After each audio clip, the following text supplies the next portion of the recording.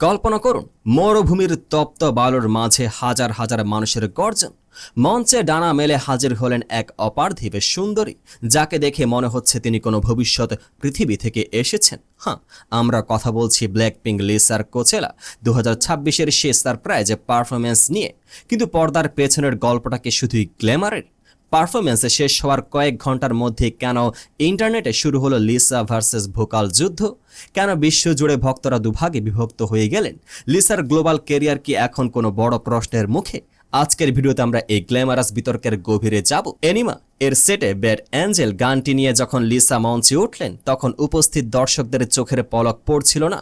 Metallic wings আর futuristic body স্যুটে লিসাকে দেখে মনে হচ্ছিল কোনো ইন্টারন্যাশনাল রানওয়ে মডেল। কিন্তু পারফরমেন্স শেষে যখন ভিডিওগুলো ভাইরাল হতে শুরু করলো, তখন প্রশংসার চেয়ে বেশি আসতে শুরু করলো সমালোচনা। প্রশ্ন উঠল তার লাইভে গায়কি বা ভোকাল স্টেবিলিটি নিয়ে। কে-পপ কুইন কি তবে লাইভে পারফরমেন্সে পিছিয়ে পড়ছেন? প্রথমে আসা যাকে ভিজুয়াল কথাই। লিসা সবসময় তার ফ্যাশন সেন্সের জন্য পরিচিত। কোচেলার মঞ্চে তার প্লাটিনাম হেয়ার আর কমান্ডিং স্টেজে প্রেজেন্স ছিল দেখার মতো। প্রতিটি শট ছিল হাই অ্যান্ড এডিটোরিয়াল মতো নিখুঁত। সোশ্যাল মিডিয়ায় তার এই অ্যাঞ্জেলিক লুক নিমিশে ট্রেন্ডিংয়ে চলে আসে। ভক্তদের মতে লিসা প্রমাণ করেছেন কেন তিনি বিশ্ব সেরা আইকন। কিন্তু একজন মিউজিশিয়ানের জন্য কি শুধু লুকই যথেষ্ট? সমালোচনার শুরুটা হয় যখন দর্শকরা লক্ষ্য করেন লিসার কণ্ঠ এনিমার হেভি টেকনো প্রোডাকশনের নিচে হারিয়ে যাচ্ছিল। অনেক সমালোচক বলছেন তার কণ্ঠ ছিল অত্যন্ত থিন বা পাতলা। খোলা আকাশের নিচে কোচেলার মতো বিশাল ভেন্যুতে যে পাওয়ারফুল ভোকাল দরকার ছিল, তা লিসার পারফরমেন্সে অনুপস্থিত ছিল বলে মনে করছেন অনেকে। ফেসবুক এবং এক্সে ভাইরাল হওয়া পোস্টগুলোতে অনেকে দাবি করছেন লিসা অতিরিক্ত ব্যাক ট্র্যাকের উপর নির্ভর করছেন। এর আগেও এমটিভি ভিডিও মিউজিক অ্যাওয়ার্ডস বা গ্লোবাল সিটিজেন ফেস্টিভ্যালে তার বিরুদ্ধে লিপ সিঙ্কিং বা দুর্বল লাইভে ভোকালের অভিযোগ উঠেছিল। ব্ল্যাকপিঙ্কে লিসার প্রধান ভূমিকা হলো র্যাপার এবং মেইন ড্যান্সার হিসেবে।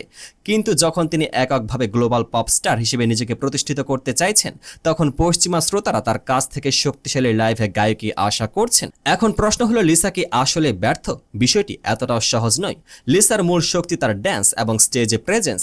একজন ড্যান্সার পারফর্মার হিসেবে তিনি অতুলনীয়, কিন্তু পশ্চিমা মিউজিক মার্কেটে টিকে থাকতে হলে ভোকাল স্টেবিলিটি একটি বড় মাপকাঠি। বিশেষ করে যেখানে তার সহকর্মী আইডলরা লাইভ গায়কিতে অনেক বেশি দক্ষ বলে পরিচিত। লিসা কি তবে তার সীমাবদ্ধতা কাটিয়ে উঠতে পারবেন? লিসার গ্লোবাল ক্যারিয়ার এখন এক সন্ধিকোণে দাঁড়িয়ে। একদিকে তার বিশাল ফ্যান বেস বা লিলিজ তাকে সমর্থন দিচ্ছে, অন্যদিকে মিউজিক ক্রিটিকরা তার টেকনিক নিয়ে প্রশ্ন তুলছেন। লিসার পরবর্তী পদক্ষেপগুলি বলে দেবে তিনি কি শুধু একজন ভিজুয়াল আইকন হয়ে থাকবেন, নাকি একজন কমপ্লিট মিউজিশিয়ান হিসেবে নিজেকে চেনাবেন।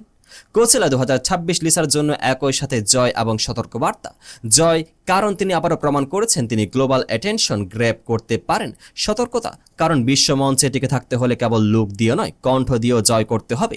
আপনার কি মনে হয় লিসার এই সমালোচনা কি সঠিক, নাকি ভক্ত হিসেবে আপনি তার স্টেজ প্রেজেন্সেই মুগ্ধ?